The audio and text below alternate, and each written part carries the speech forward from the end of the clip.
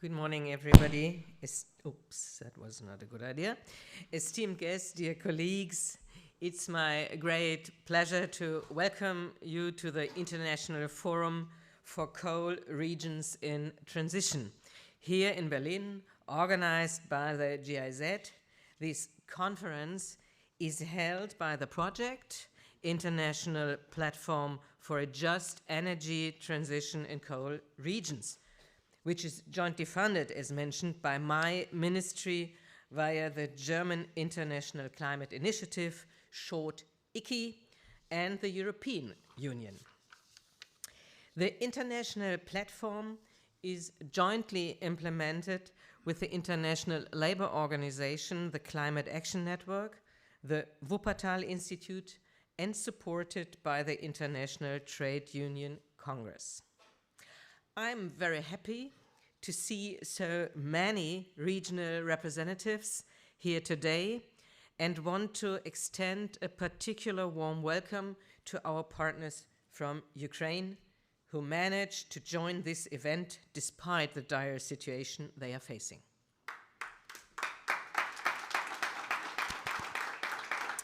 I would also like to thank the partnering initiatives who have supported organizing this conference, which are the Initiative for Coal Regions in Transition in the Western Balkans and Ukraine, the GIZ projects on just transition in Ukraine and in South Africa, and of course, ZUG for providing us with this very beautiful venue. I would like to thank all of you for joining online or making your way here. I'm happy to see the representatives from around the world and experts from different backgrounds, all brought here by one question. What do successful and just coal-to-clean energy transitions look like? And how do we plan and implement them? The answers will, of course, differ depending on your local context. There is no blueprint for a just energy transition, but the rationales for just transitions away from coal to renewable-based energy systems, however, are universal. Climate action and sustainable socio-economic development. Let me start with climate action. As you all know, the burning of coal is the single biggest source of GHG emissions. Phasing out coal in all sectors is one of the most important steps we need to keep 1.5 degrees of global warming within reach. It was a breakthrough when 2 years ago in Glasgow, countries agreed to include the phase down of unabated coal power in the COP26 cover decision. Now we need to move into action. Already today, we can witness globally the severe impacts of only the 1 degree of warming we reached so far has on all regions of the world. Only a month ago, we have witnessed the devastation of wildfires and floods in the Mediterranean. We witnessed immense loss of human life and livelihoods. Particularly, the most vulnerable are already affected the most by global warming, and they are least capable to rebuild what has been destroyed. We have a responsibility to seek global climate justice. To me, this means that an energy transition can only be just if it also aligns with the 1.5 degree target and global net zero by mid-century. Yet, not only coal's contribution to climate change warrants action, but also every country's need to enable sustainable, safe, and prosperous livelihoods for their people. For decades, we have all built our economic development on fossil fuels, including coal. Coal has provided people with jobs, families with income, and communities with an identity. We need to recognize this.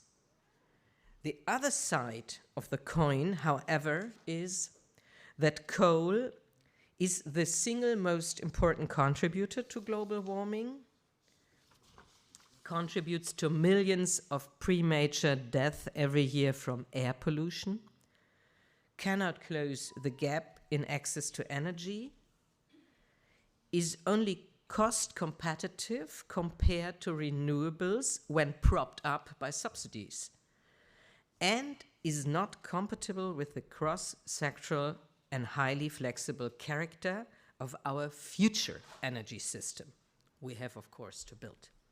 Sustainable, safe, and prosperous livelihoods for all lie beyond coal.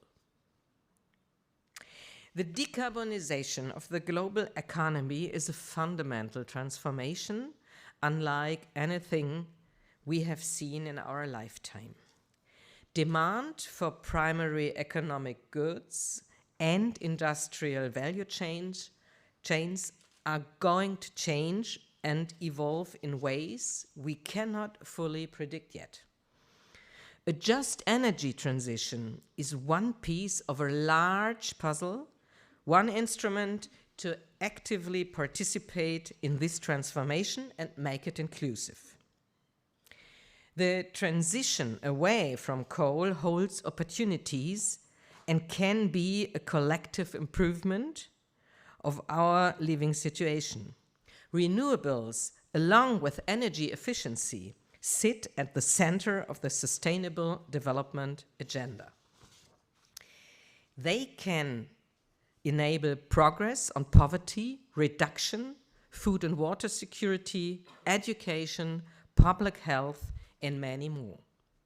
Leading international organizations like IRENA predict a net growth in jobs and increased welfare generated by an economy powered by renewable energy. The transformation is accelerating. We can see that more and more countries are calling for an ambitious outcome at COP28 to triple renewables capacity by 2030 and double energy efficiency. 2023 will also see the installation of a record-breaking 440 gigawatt of renewable capacity, while partnerships and initiatives for new technologies like green hydrogen, green steel, electric vehicles, and so on are being scaled up. Of course, despite these promises and tailwinds, the road to this new energy future is not an easy one. It is a long road. And for that very reason requires an early commitment and a bold, inclusive vision. I want to tell you something about Germany's experiences with this transition. In Germany, we can tell from our own experiences with this phase-out, coal phase-out, and share our lessons learned. And we understand that different social and economic contexts require different solutions. There can never be a one-size-fits-all approach to an energy transition, and we are keen to listen to your challenges and your solutions.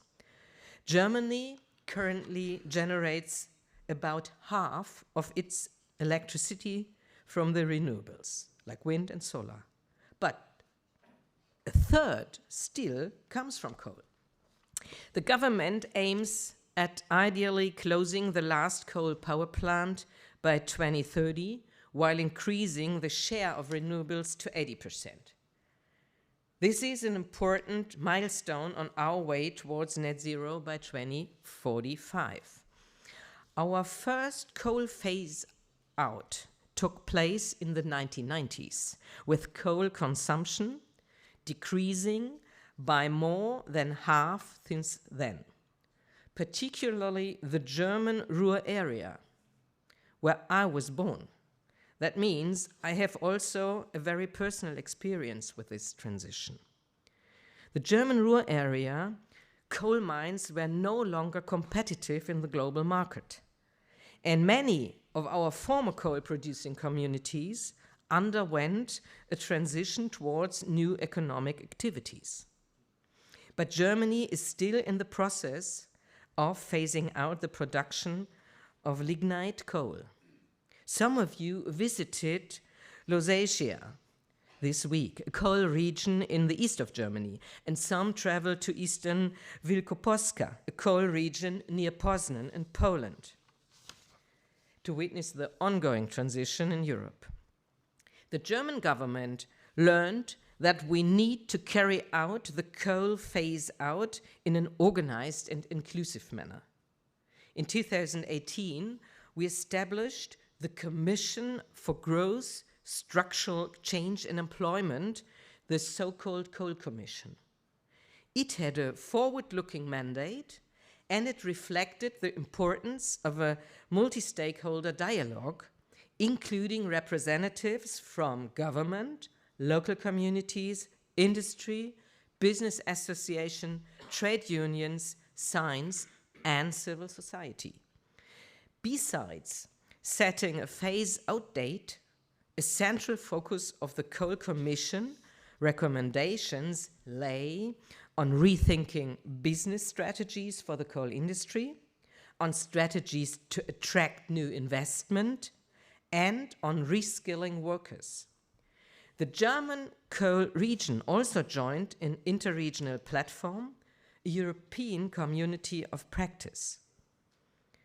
In this format, they share ideas on how to structure the transition process, how to get citizens in the regions and workers on board, and how to develop a plan for new economic models based on the local, social, cultural, and economic resources to prevent deindustrialization and migration on the regions. We see the experiences we are making in Germany in different shapes and forms in other regions in the world. Barriers exist at various levels, including technical, economic, social, and political. Switching to 100% renewables demands investment and new skills. Diversifying the economy of coal regions, creating alternative livelihoods, and reskilling workers for new opportunities is not an easy task. We must engage the coal industry, the private sector, and the local communities in this process. And we must ensure that marginalized people are not left behind. We must bring together stakeholders with a very, very different interests and priorities. Germany is committed to support countries embarking on the road of ambitious energy transition, and Germany has bilateral energy partnerships with 30 partner countries, among them many of the countries present here today. My ministry is engaging in high-level political dialogue on renewables and energy efficiency as a key enabler for a just coal-to-clean transition. In recognition of these challenges, with a coal phase-out, Germany has been actively supporting coal regions with projects funded by the International Climate Initiative. In South Africa, short ICI, as I mentioned before, supports in particularly the provincial government of Mpumalanga in formulating a concrete, sustainable, and just green economy transition plan for a diversified regional economy. Likewise, the project Innovation Regions for a Just Energy Transition aims to demonstrate that coal-based economies can transform. That ambitious climate mitigation and a just energy transition can go hand in hand, and that early action pays off. We hope the interregional platform of coal regions will support communities worldwide with the necessary knowledge and create a global fellowship of coal regions in transition. To close, I sincerely hope that this forum will provide ample opportunities for all of us to learn from others' experiences and encourage each other to remain committed. What you are setting out to do is incredibly ambitious. At the same time, there's no alternative, and we have the opportunity to create a better economic model for all of us. And therefore, I wish you a very successful and fruitful exchange, and thank you for all this.